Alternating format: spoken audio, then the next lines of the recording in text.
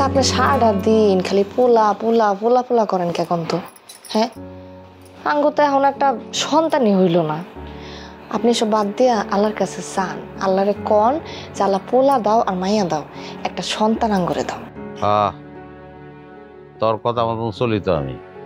হ্যাঁ, তোর কথা মতন চললে তো হইছিলই। মাইয়া মানুষ কোন কামে লাগে?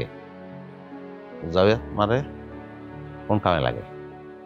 এই যে আমার তিনটা বোন, আমার বাপে খাওয়াইছে, পড়াইছে, লেখাপড়া করাইছে, জমি বেচা বিয়া দিয়ে দিছে, আর কোনো খবর নাই। পয়লা পয়লা আইতো, এখন সংসারে তো ভাই দিয়ে আহে না। এই যে আমি অসুস্থ আইছে, আহে না, আহে নাই। আমার কোনো শক্তি নেই, আমি তো একলা একলা।